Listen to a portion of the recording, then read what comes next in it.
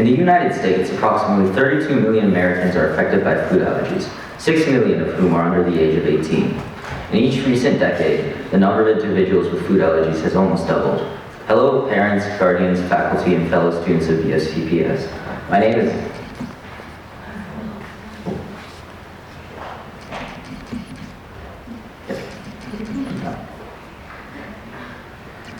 Nicholas Mitchell, and for my capstone, I focus on issues centered around food allergies by working with the Food Allergy Research and Education organization. My initial capstone goal was to hold several pin-down tournaments for different grades in the gym to raise a total of $250.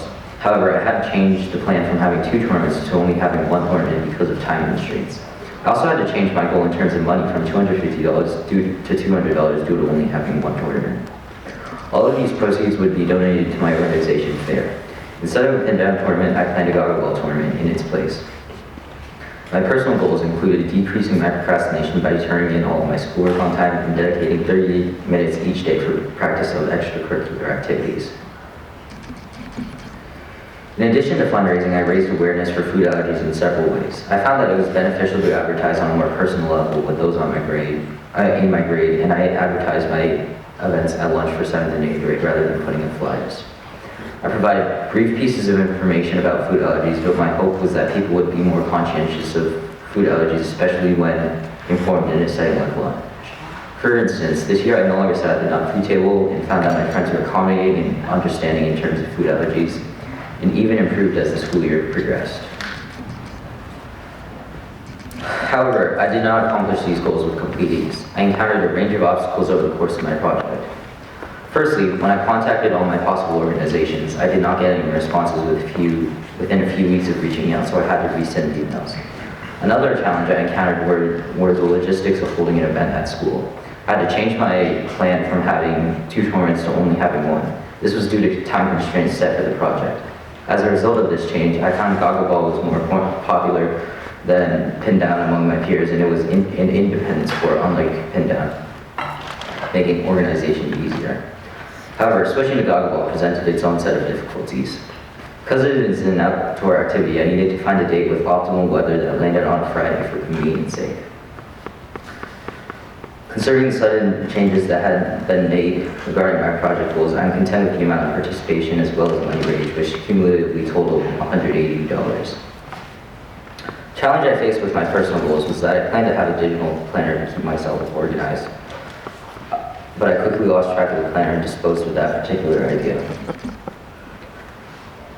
I resorted to using the implemented planner in Google Classroom, the Notes app on my phone. Regarding other aspects of my personal goals, I found little motivation to complete long-term projects such as my geometry course and even capstone at times, which are not having pending due dates like my schoolwork, so I often prioritize them less.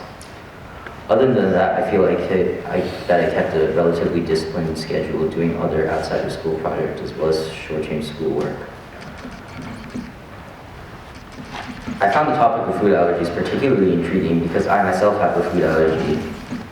I greatly expanded upon my already existing knowledge of food allergies, such as different reactions in the incredibly vast statistical growth of food allergies over time. I found it reasonable to assume that there is most definitely room for spreading more awareness. This process of learning has also altered my outlook on my own food allergies, considering that as far as dietary limitations go, mine are not extensive as many others.